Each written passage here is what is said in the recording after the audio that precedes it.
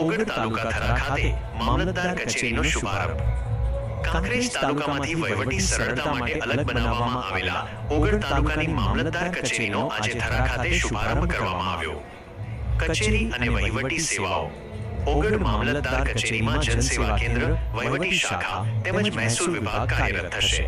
આનાથી તાલુકાના 55 ગામોના લોકોને ઘર આંગણે સેવા પ્રાપ્ત થશે। ઓગળ તાલુકાનું હેડક્વાર્ટર હવે થરા નગરપાલિકાની બાજુમાં કાર્યરત થશે। ઓગળ તાલુકાવાસીઓને વહીવટી સેવાઓ માટે હવે કાંકરેજ શિહોરી સુધી જવું પડશે નહીં। થરા ખાતેની આ કચેરીથી સરકારી કામકાજને લગતી તમામ સુવિધાઓ સ્થાનિક સ્તરે જ ઉપલબ્ધ થશે। અધિકારીઓની નિમણૂક। મામલતદાર તેમજ એક્ટિવ મેજિસ્ટ્રેટ તરીકે શ્રી વી.એમ. પટેલની નિમણૂક કરવામાં આવી છે। તાલુકા વિકાસ અધિકારી તરીકે શ્રી એન.વી. પટારની નિમણૂક કરવામાં આવી છે। લોકાર્પણ સમારોહ।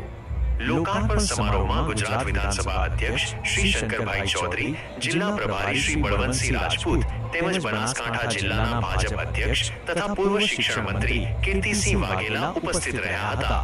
આ નેતાઓ દ્વારા રાહ ખાતે વર્ચ્યુઅલ ઉદ્ઘાટન અંતર્ગત શ્રી બળદેવગીરી બાપુના કરકમળથી રિબન ખોલી મામલતદાર કચેરીનું લોકાર્પણ કરવામાં આવ્યું। સમારંભમાં થરા નગરપાલિકાના પ્રમુખ, પૂર્વ પ્રમુખ પૃથ્વીરાજસિંહ વાઘેલા, સ્થાનિક આગેવાનો અને તાલુકાવાસીઓ મોટી સંખ્યામાં હાજર રહ્યા હતા। પ્રજાને થતા લાભ। વક્તાઓએ જણાવ્યું કે નવો તાલુકો બનવાથી પ્રજાને સરકારી યોજનાઓ અને કચેરી સેવાઓ નજીકમાં મળશે। તાલુકાના લોકોએ આનંદ વ્યક્ત કરતા કહ્યું કે હવે દૈનિક કામકાજ માટે લાંબા અંતરે જવું નહીં પડે। ઓગળ તાલુકા થરા ખાતે મામલતદાર નવી કચેરીથી પ્રજાને વહીવટી રાહત મળશે।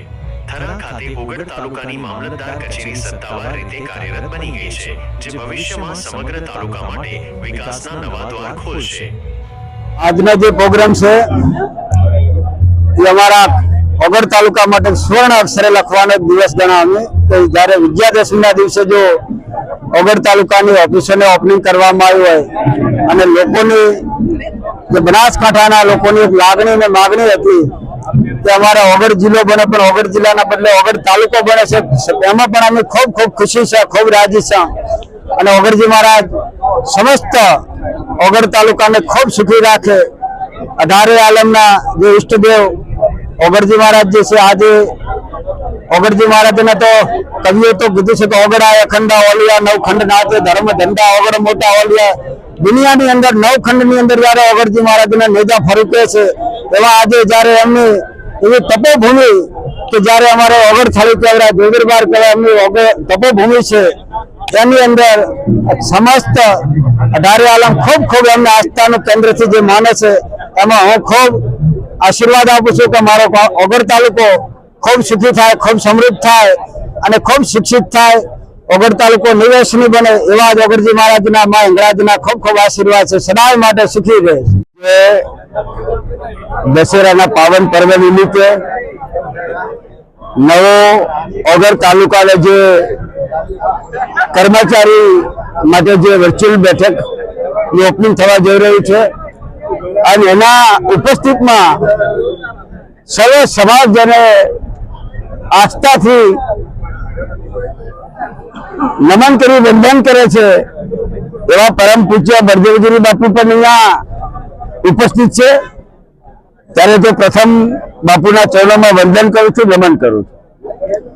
કાંકરેજ તાલુકાની એમાં સવિશેષ થરા તાલુકા વિસ્તારના જે ગામો છે એ ગામોની વર્ષોથી લાગણીને માગણી હતી કે થરાને એક તાલુકા મથક અલગ મળવું જોઈએ।